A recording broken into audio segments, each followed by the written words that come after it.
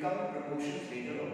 What I need you to understand today is about ratio. Now what is ratio? Ratio is basically when we compare two quantities of the same kind. Same kind. What is the same kind? Same kind means the quantities, their measurements should be the same.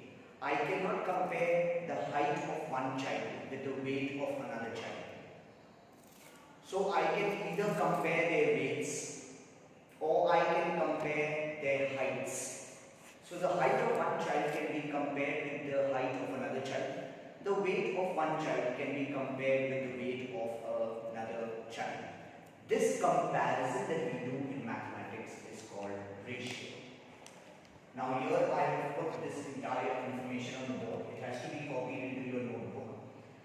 Don't call me and ask me whether these trophies have to be made. Yes, these trophies have to be made. You have to make this diagram to understand ratio better.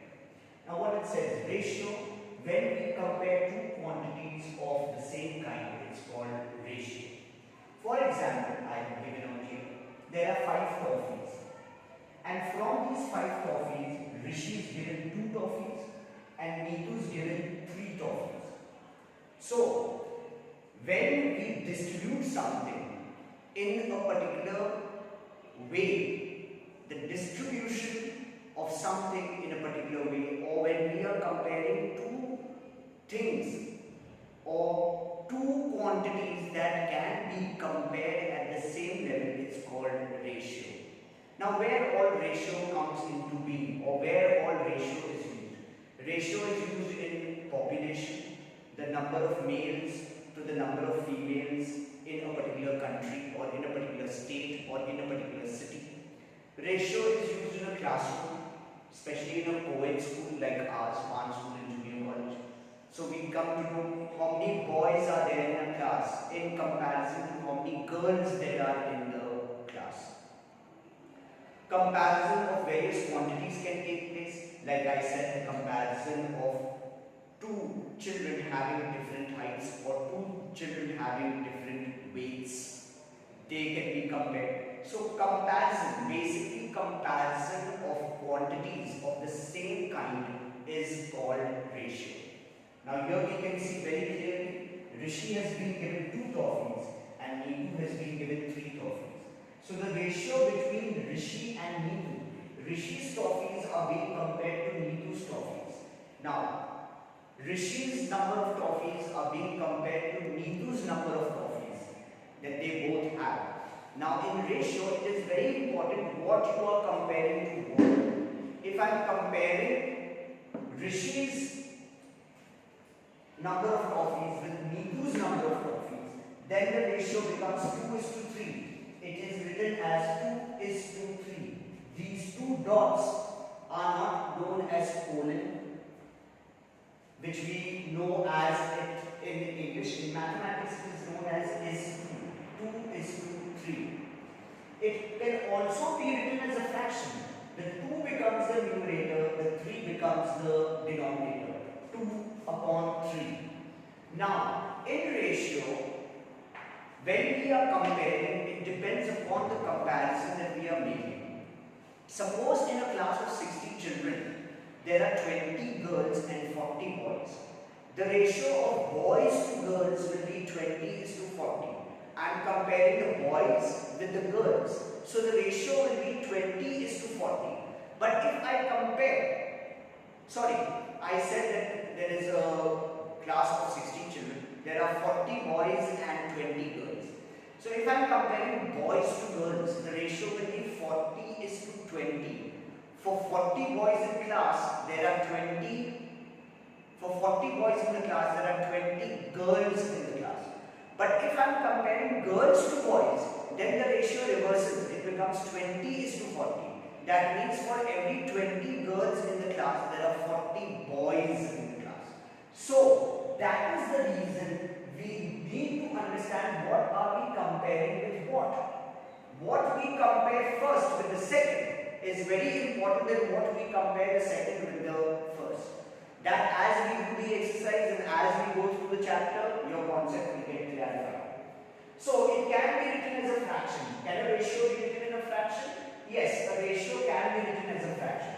This 2 is given a particular name in mathematics. The first term of a ratio, this is called the first term, and it is called by the word antecedent. It is called the antecedent. It is called the antecedent or the first term. The second term that comes after the word is 2 or after the sign is 2 is called the second term, or in mathematics we call it the consequent. So the first term is called the antecedent, the first term is called the antecedent, and the second term is called the consequent. Now, it is this comparison that we make between two things or two quantities of the same kind that tells us that for every unit of one kind, how many units are there of another kind. That is why it says the word same kind. That means I can compare centimeter with centimeter, I can compare meter with meter, I can compare kgs with kgs, I can compare kilometers with kilometers, I can compare number of boys with number of girls, I can compare number of males with number of females, I can compare the length of a field and the length of another field. But I cannot compare 1 kg potatoes with 1 kilometer of distance, because one is in kgs and one is in kilometers. One is weight and one is distance. The quantities have to be the same. You have to realize that and understand that in ratio we compare quantities of the same kind. The kind has to be the same. I cannot compare the height of a boy with the weight of another boy. I can compare boys with girls. I can compare the number of students to the number of teachers. I can compare the number of neem trees with the number of mango trees in a garden. I can compare the length of a trouser with the length of a shirt. I can compare the number of chocolates to the number of ice cream, because both are being taken in numbers. So comparison is done of the same kind. Coming to the next part, the number of trophies distributed between Rishi and Neetu is 5. See, I started with 5 trophies. Rishi gets 2 trophies out of 5 trophies and Neetu gets 3 trophies out of 5 trophies. So out of every 5 trophies, 2 have to be given to Rishi, 3 have to be given to Neetu. If I give Rishi another 2 trophies and I give Neetu another 3 trophies, Rishi has 4 trophies, Neetu has 6 trophies. If I give 2 trophies more to Rishi and 3 trophies more to Neetu, then Rishi will have 6 trophies, Neetu will have 9 trophies. But this comparison, because this comparison is 2:3, every time Rishi gets 2 trophies, Neetu has to be given 3 trophies. Every time I give Neetu 3 trophies, Rishi has to be given 2 trophies. I cannot reduce it. I cannot say I will now give Neetu 4 trophies and give Rishi 1 trophy. No.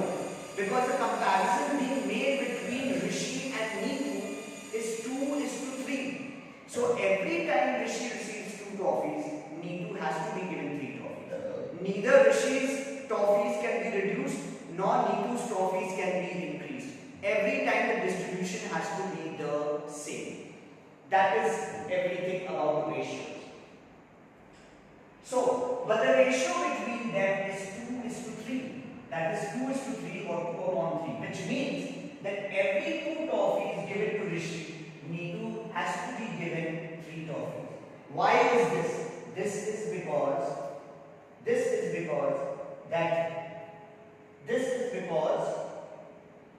the ratio of trophies between 1 minute. Yeah, this is because that is the ratio Because that is the ratio between Rishi and Neetu.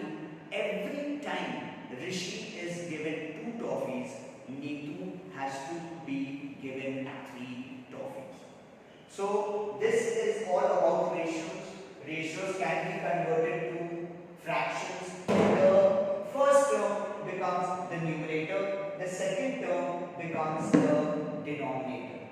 The antecedent becomes the numerator, the consequent becomes the denominator. So ratios can be converted to fractions and fractions can be converted to ratios.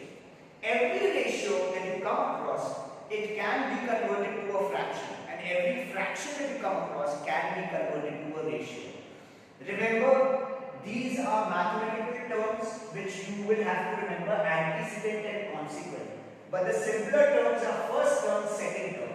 The first term becomes the numerator, the second term becomes the denominator. When I am converting a fraction to a ratio,